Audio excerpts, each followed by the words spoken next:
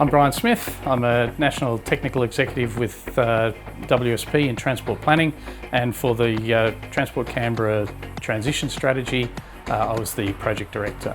My name is Ellie Short and I'm a Senior Principal Transport Planner at WSP in the Planning and Mobility team.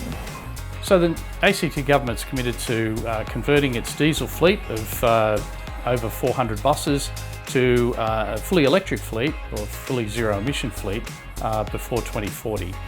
So our job was to identify the best way for them to achieve that transition, having regard for the age of their buses, the infrastructure that they have, the services that they provide, and also the type of vehicles and suppliers that there are in the market. So it's much more than just buying the bus. There's a whole lot of additional infrastructure that needs to be considered. The transition to zero-emission buses is a great opportunity, particularly for climate change and reducing carbon emissions. So these buses will have zero tailpipe emissions, and actually in ACT they are 100% renewable energy powered, so all the electricity that actually charges the buses will be renewable as well.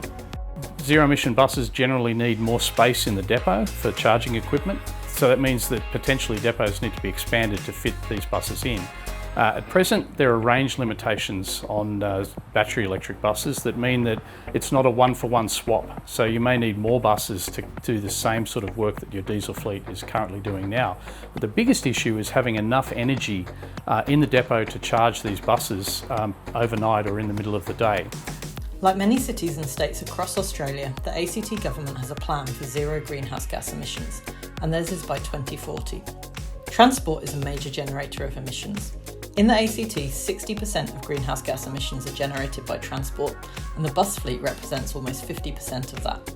So electrifying the bus fleet can have a substantial impact on meeting climate change targets. And given that the ACT is 100% renewable energy powered, not only will the bus fleet electrification reduce tailpipe emissions, it will be powered by sustainable sources too. So the considerations include where does the power come into the depot and how much is available? What's the layout of the depot? Has it got a roof, for example? So battery electric buses, a lot of maintenance is done by a person with a laptop plugged into the back of the bus rather than changing oil and things like that. So the way all of the depot operations need to change to accommodate zero-emission buses, it requires a system change and a consideration not only of what happens on a normal day, but what happens if power is interrupted, say by a bushfire or another power outage. So you need backup, might need space for a diesel generator. The key thing is that you really need to have secure supply and enough supply.